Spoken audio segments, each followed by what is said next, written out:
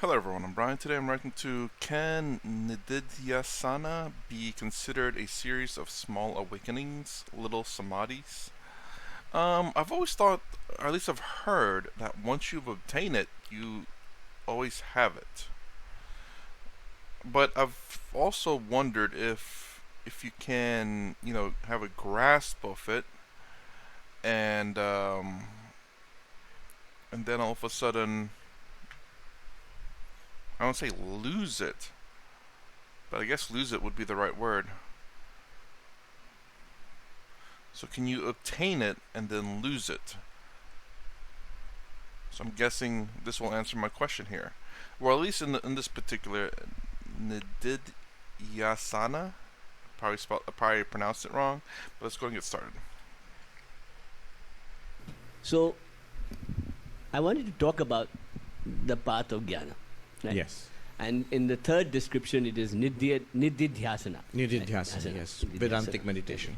I also heard a description of it as observation of these kind of mini samadhis in a way, little samadhis that keep coming, the aha moments, the aha.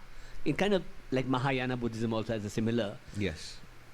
What is that approach of the mini samadhis? This life as a series of awakenings to bring that over and over again to you. What is that? All right, that's a good question. Traditionally, Nididhyasana, which is non-dual meditation, would be equivalent to a prolonged samadhi. Samadhi itself, in its definition in the Yoga Sutras, is prolonged meditation. Dharana, focus, dhyana, meditation, and then samadhi. Samadhi would last a deep, lasting absorption. Then only it satisfies the definition of samadhi. However,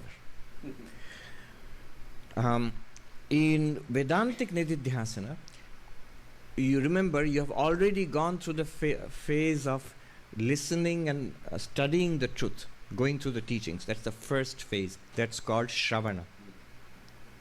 Then comes clarifying the truth, asking every possible question until one begins to get a grasp of it.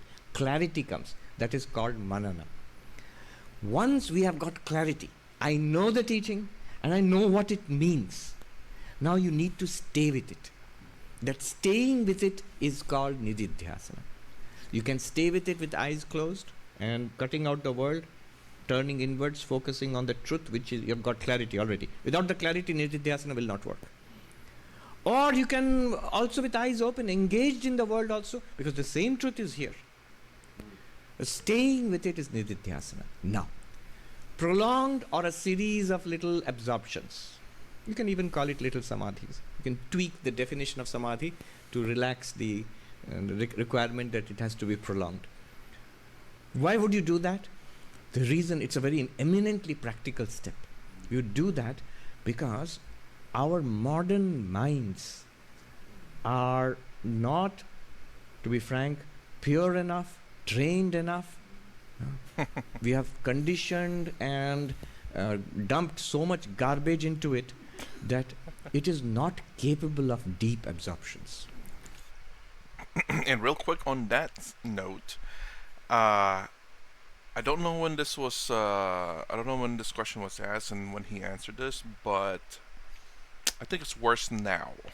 Assuming this is asked some time ago, due to short format videos like TikTok and even YouTube itself, because you're looking for that quick hit of not adrenaline, but I forgot what the pleasure hormone is.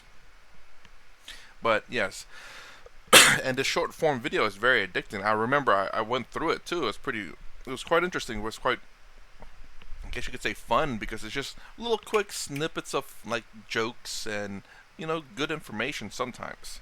Especially if you go down like like nature. You hope that what they're telling you is true. But anyways, yeah, this short form is like another quick dump of stuff, and because it's so short form that your attention span doesn't have to be very long. So and and man, it's affecting a lot of things. And you're looking at that in relationships. Relationships barely last. A lot of relationships are starting to become shorter and shorter. You have people who who really don't want to do things for long periods of time because they need stimuli or new stimuli every so often, where sitting in one place for 1 hour is just it's torture. And meditation requires a long period of time of just sitting with no external stimulation, and with the quick stuff on YouTube and TikTok and whatever else social media does it, that it's killing it. It might come, deep absorption might come, but those are rare and very valuable, but very rare. That doesn't mean one should give up attempting Nididhyasana, Vedantic non-dual meditation. One can instead have a series of little samadhis. Stay with it. This is one Tibetan monk. He said that it's better, instead of trying to prolong deep absorption, if you can, good. I know there are a few who can. But if you cannot, in most of our cases we cannot, in that case don't give up. Have these short absorptions, maybe for a few seconds. Then let go. Come back to Shravana Manana and get the clarity, and then center yourself and dive deep. And then let go. Why? Because if at this kind of a mind, if it tries to have a prolonged deep meditation, thoughts will come up and interfere and ruin your meditation. And then it will be a constant struggle of trying to hold on to something which is already lost. Better step back and jump in again.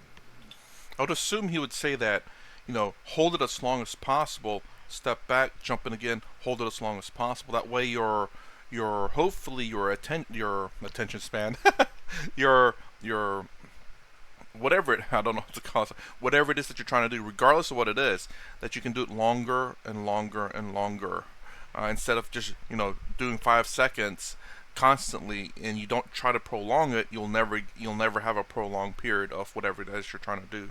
So I would assume that you try to hold it as long as possible and jump out, jump back in, hold it as long as possible, jump out. I mean, if you can only hold it for 5 seconds for this time, that's fine. At least you're holding it as long as possible. Hopefully, eventually, you can hold it longer and longer as you do it. It's kind of like first getting into it, it's going to be difficult, and trying to prolong it, it's going to take some time.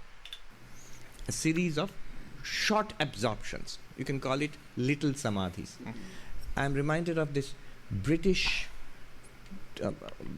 nun who became a Tibetan Buddhist. She took up Tibetan Buddhism and she became an ordained nun. I think for the first one to do so, an English woman. And one of her talks, which I have never met her, but I saw her online. One of her talks long ago, an old documentary. She says to a gathering of Westerners, she says, I'd like to point out that what we have learned from the venerable Tibetan masters, it's not wrong, but they are missing something. They are not like us. They, from their very childhood, they have been brought up in those icy, the Tibetan plateau, in monasteries from very childhood. They have lived a very simple, rigorous life of study and meditation, of austerity and discipline. Their minds are quite different from our minds. So the practices which they say works very well for them. Straightforward, as it should. But we need some help. We need certain tweaking of it. So the series of little samadhis is a suggestion which actually came from the Tibetan tradition, from a modern Tibetan modern means he has passed away a few decades ago. So I guess samadhi is not moksha.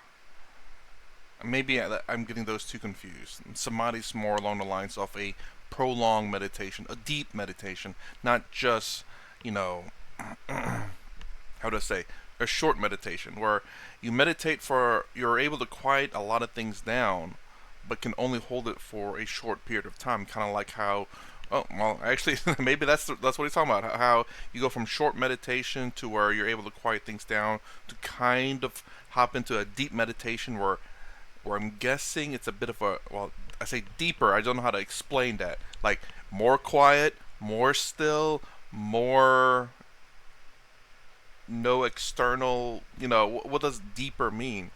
But it's I guess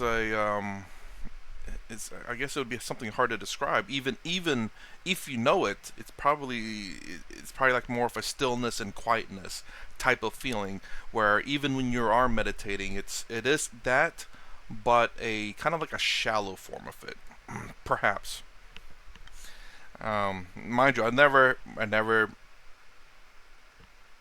say I'd never have meditated, so I'm making a lot of assumptions here, but I can draw some conclusions which would make sense to me. Um, anyways, Nididya, Nid, Nididhyasana, Nididhyasana. Okay. Nididhyasana. Is that something very specific to Jnana Yoga? Some guy did ask in the very beginning about it being. It's really weird. He did say meditation as well. Meditation is usually Raja Yoga. But I've always associated bhakti and karma more of the physical, more of the physical aspect, as in you have to take action to do something, whereas jnana and raja are more of the mental, because you have to think of who you are, what you are not, and also meditations, all internal, introspection, or um, looking inwards. Whereas bhakti yoga is a duality, karma yoga is as well as a duality, because it is looking at you, it's looking at your external actions that you do in the world, along with your thoughts as well. So how you treat people, how you present yourself, perhaps your actions in life, all external things. Same thing with bhakti yoga, duality, where it's your devotion to God and how much you're willing to be a good person, still dealing with actions as well.